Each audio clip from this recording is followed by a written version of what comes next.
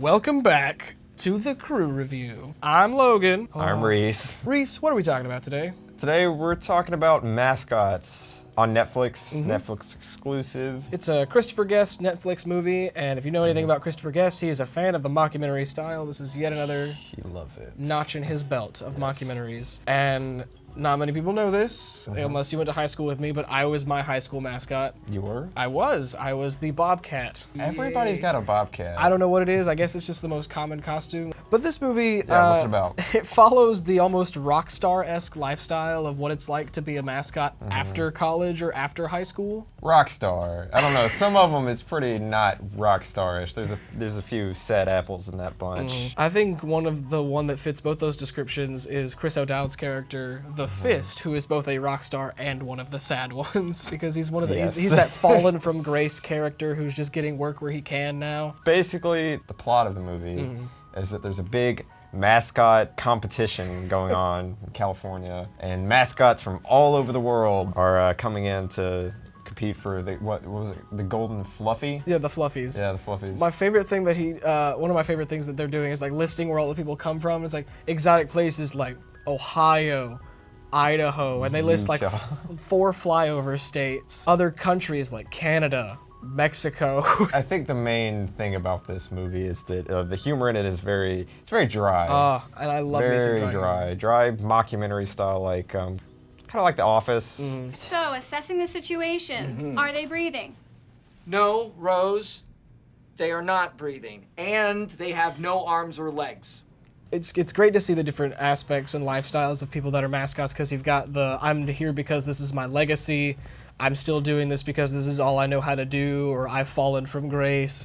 It's so great to just watch the different aspects, but everyone takes it so seriously. And I knew people who took mascotting that seriously. Maybe I was one of them, but you'll never know. That's one of the things I liked about this movie, where he takes a really weird concept that you don't think people would take that seriously, and it's like, granted, this is all very ridiculous, silly, but you still get involved to some extent. Absolutely. Let's talk about our favorite mascots, because none of them are in any way what you would think a normal mascot would be. There's not too many animals. There's mostly like There's an armadillo, a plumber. What was he? a fist, just a fist. Love the fist. The rabbi, the worm. I think that's my favorite, is the rabbi. Honestly, the combination of rabbi and worm are featured for maybe 5 minutes, but they're probably my favorite mascots. Don't understand it at all, but... But as far as the featured one goes, I have to go with armadillo as The armadillo was your favorite? because it was so out there, and it wasn't a person in a full costume. It was just a really, really bad mask. And I'm wondering if, because she's still doing this after she went to college, if that's just something she made for herself. It really did. It seemed like she kind of like isn't actually the official mascot, Right. more of just like she just showed up at football games. She and they're hangs like, out "Yeah, on the yeah." campus and just puts on the mask and dances because she can. Hands down, my favorite scene in this movie is when they hire the plumber mascot to perform at a school for the blind. And having been a mascot, one of the #1 rules that they actually address is you can't say anything, and all of your stuff is 90% based on visual effect. And I thought that was just one of the best jokes in the movie. All the students are blind. Yeah. What about the teachers? No, they're blind too. Well, we have one teacher who's just legally blind. He's not actually blind. Well, where's he? Oh, he's homesick. Yeah. And I was like, that's so good. It's got some really great jokes in it. So Logan, what are some of the notable actors in the movie, and how did they do? One of the bigger names that I've seen, simply because I love the IT crowd, is Chris O'Dowd.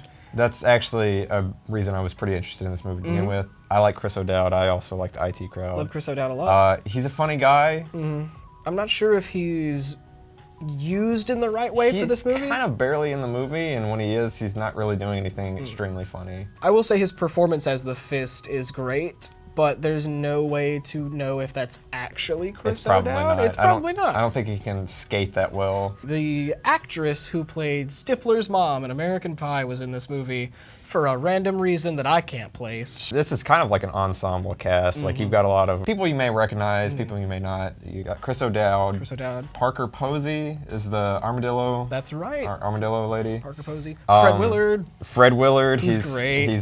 I love Fred Willard. It's fun to watch him play like a confused old man.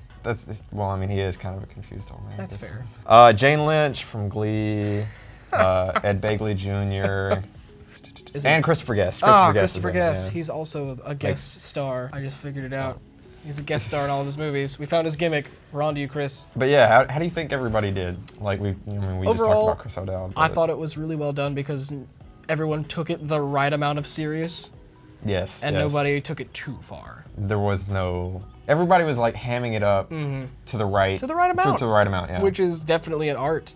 I think I've definitely seen people overact. I've seen people underact, but I thought this movie was done really well. What would you rate this film? I have to give it about 6 giant rabbi mascot costumes out of 10. 6 or 7, you know. 6 or 7. I feel like it was pretty good, but it made me more interested in some of his other stuff too. It made me want to go watch it. It was funny. If this sounds appealing to you at all, if you like The Office, if you like kind of those awkward, dry humor shows. It's great to see dry humor without having it be purely British comedy. Like I think it's a great mix of American and British comedy. But overall, I would say that I recommend it.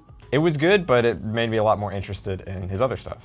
So. Speaking of liking what you see, you Yeah. can like, comment, and subscribe here on the segue there. YouTube. Oh, segues, they're Yeah. dangerous. Wear a helmet. You can like, comment, and subscribe here on YouTube. We have been The Crew Review, and Yes. I'm Logan. I'm Reese. And today we talked about mascots. yes.